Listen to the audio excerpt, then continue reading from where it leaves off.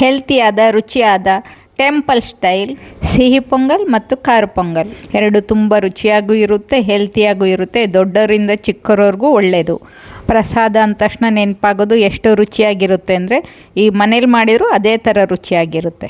1 cup ಹೆಸರು ಬೇಳೆ golden brown ಆಗೋ ತನಕ ಬಿಸಿ ಮಾಡಿ, 1 ಕಪ್ ಬೇಳೆ ತಗೊಂಡಿದ್ರೆ 1 ಕಪ್ ಅಕ್ಕಿನೂ ಹಾಕಿ ಚೆನ್ನಾಗಿ ತೊಳೆದು, ಅಕ್ಕಿ ಹುರಿಯೋದೇನು ಬೇಡ, ಹಾಕಿ ತೊಳೆದ್ರೆ ಆಯಿತು. ಈಗ ಕುಕ್ಕರಿಗೆ ಹಾಕೋಣ. ಕುಕ್ಕರ್ಗೆ ಹಾಕಿ ಒಂದಕ್ಕೆ 3 ಲೋಟ ನೀರು ಹಾಕಿ 1 ವಿಶಿಲ್ ಹಾಕ್ಸೋಣ. ಉಕ್ಕಬಾರ್ದು ಅಂತ ಹೇಳಿ 1 ಸ್ಪೂನ್ ಹಾಕಿದ್ದೀನಿ. 1 ಸ್ಪೂನ್ ಎಣ್ಣೆ ಹಾಕಿ ವಿಶಿಲ್ ಹಾಕ್ಸೋಣ. ಪೊಂಗಲ್ ಮಾಡೋದು ತುಂಬ ಈಸಿ. 5 ನಿಮಿಷ ಒಂದು ಕುಕ್ಕರ್ ವಿಶಿಲ್ ಹಾಕ್ಸಿದ್ರು ಅಂದರೆ ಪೊಂಗಲ್ ರೆಡಿ ಆಗುತ್ತೆ. ಹೊರಗೆಲ್ಲರ ಊಟ ಮಾಡಿ ಮದುವೆ ಫಂಕ್ಷನ್ನಲ್ಲಿ ಊಟ ಮಾಡಿ ಬಂದಿದ್ದಾಗ ಇದನ್ನು ಮಾಡಿದರೆ ಈಸಿ ಡೈಜೆಸ್ಟ್ ಆಗುತ್ತೆ, ಹೆಲ್ತಿಯಾಗೂ ಇರುತ್ತೆ. ಸಿಹಿ ಪೊಂಗಲ್ ಮಾಡೋಕ್ಕೆ 2 ಸ್ಪೂನ್ ತುಪ್ಪ ಹಾಕೋಣ. ಗೋಡಂಬಿ ದ್ರಾಕ್ಷಿ ಹಾಕೋಣ. ಗೋಡಂಬಿ ಗೋಲ್ಡನ್ ಬ್ರೌನ್ ಆಗೋ ತನಕ ಹುರಿಯೋಣ. ಗೋಡಂಬಿ ಬ್ರೌನ್ ಆಗ್ತಾ ಇದ್ದಂಗೆ ಸ್ವಲ್ಪ ಬೆಲ್ಲನೂ ಹಾಕ್ಬಿಡೋಣ.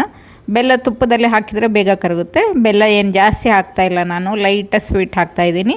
ಈಗ ಒಣಕೊಬ್ಬರಿ, ಶುಂಠಿ, ಏಲಕ್ಕಿ ಪುಡಿ ಇರೋದನ್ನು ಹಾಕ್ತಾಯಿದ್ದೀನಿ. ನಾನು ಪುಡಿ ಮಾಡಿ ಇಟ್ಕೊಂಡಿದ್ದೆ. ಕುಕ್ಕರ್ ಸ್ಟೀಮ್ ಹೋಗಿದೆ. ಈಗ 3 ಸ್ಪೂನು ಬೇಳೆ ಅಕ್ಕಿನ ಹಾಕೋಣ. 3 ಸ್ಪೂನ್ ಹಾಕಿದರೆ ಸಾಕಾಗುತ್ತೆ. ಸ್ವೀಟು ಸ್ವಲ್ಪ ಕಮ್ಮಿ ಮಾಡ್ತಾಯಿದ್ದೀನಿ, ಹಾಗಾಗಿ ನೀವು ಜಾಸ್ತಿ ಬೇಕು ಅಂದರೆ ಇನ್ನೊಂದು 2 ಸ್ಪೂನ್ ಹಾಕ್ಬೋದು. ಎಲ್ಲದೂ ಜಾಸ್ತಿ ಹಾಕಿದರೆ ಆಯಿತು. ನಾನು ಸ್ವಲ್ಪ ಮಾಡ್ತಾಯಿದ್ದೀನಿ. ಇಷ್ಟೇ ಹಾಕಿ ಚೆನ್ನಾಗಿ ಮಿಕ್ಸ್ ಮಾಡಿದರೆ ಸಿಹಿ ಪೊಂಗಲು ರೆಡಿ ಆಗೋಗುತ್ತೆ. ಚಿಕ್ಕ ಚಿಕ್ಕ ಹಬ್ಬಗಳಲ್ಲಿ ಎಲ್ಲ ಈ ಥರ ಮಾಡಿಬಿಟ್ರೆ ತಿಂಡಿನೂ ಆಗೋಗುತ್ತೆ, ಪ್ರಸಾದನೂ ಆಗೋಗುತ್ತೆ. ಈ ಥರ ಮಾಡಿ ನೈವೇದ್ಯ ಮಾಡ್ಬೋದು. ನೋಡಿ, ಸಿಹಿ ಪೊಂಗಲು ರೆಡಿ ಆಯಿತು. ಈಗ ಖಾರ ಪೊಂಗಲ್ ಮಾಡೋಕ್ಕೆ ರೆಡಿ ಮಾಡ್ಕೊಳ್ಳೋಣ. ಕುಕ್ಕರ್ಗೆ 1 ಲೋಟ ನೀರು ಹಾಕೋಣ. ಅದು ಒಂದು ಕುದೀಲಿ.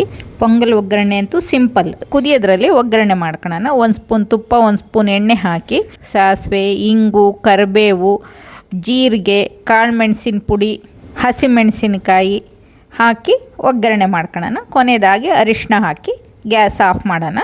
ಪೊಂಗಲ್ ಒಗ್ಗರಣೆಗೆ ಇಷ್ಟೇ ಹಾಕೋದು, ಸಿಂಪಲ್ಲಾಗೆ ಮಾಡೋದು. ಇದನ್ನು ಈ ಥರ ಮಾಡಿದರೆ ರುಚಿ ತುಂಬ ಚೆನ್ನಾಗೇ ಇರುತ್ತೆ. ಇದು ಯಾವಾಗಲೂ ಪೊಂಗಲ್ಗೆ ಹೆಚ್ಚಿಗೆ ಏನನ್ನೂ ಹಾಕಬಾರ್ದು, ಇಷ್ಟೇ ಹಾಕಿದರೆ ಒಳ್ಳೆಯದು.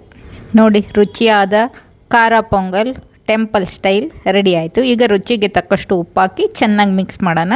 1 ಬಟ್ಲು ಕಾಯಿ ತುರಿನೂ ಹಾಕ್ತಾಯಿದ್ದೀನಿ. ಕಾಯಿ ತುರಿ ಆಪ್ಷನಲ್ಲು, ಕೆಲವರು ಇಷ್ಟಪಡೋದಿಲ್ಲ. ಕಾಯಿ ತುರಿ ಹಾಕಿದರೆ ತುಂಬ ರುಚಿಯಾಗಿರುತ್ತೆ. ಕೊತ್ತಂಬರಿ ಸೊಪ್ಪಿನಿಂದ ಗಾರ್ನಿಷ್ ಮಾಡೋಣ. ಈಗ ಖಾರ ಪೊಂಗಲು, ಸಿಹಿ ಪೊಂಗಲು ರೆಡಿ ಆಯಿತು. ಮೊದಲೇ ಸಿಹಿ ಪೊಂಗಲು, ಆಮೇಲೆ ಖಾರ ಪೊಂಗಲ್ ಹಾಕೋಣ. ಆಮೇಲೆ ಒಟ್ಟಿಗೆ ಎರಡನ್ನೂ ಸರ್ವ್ ಮಾಡಿ ತೋರಿಸ್ತಾ ಇದ್ದೀನಿ. ನಿಮಗೂ ಇಷ್ಟ ಆಗುತ್ತೆ ಅಂತ ಅನ್ಕೊಂತೀನಿ. ಚಿಕ್ಕ ಮಕ್ಕಳಿಗೆ, ಏಜ್ ಆದವ್ರಿಗಂತೂ ಇದು ಹೆಲ್ತಿ ಫುಡ್ಡು. ನೋಡಿ, ಖಾರ ಪೊಂಗಲು, ಸಿಹಿ ಪೊಂಗಲು ತುಂಬ ಚೆನ್ನಾಗಾಗಿದೆ. ಪಂಕಜಾಸ್ ವೆಜ್ ಕುಕ್ಕಿಂಗ್ ಚಾನಲ್ ವೀಕ್ಷಣೆ ಮಾಡಿದ್ದಕ್ಕೆ ಧನ್ಯವಾದ.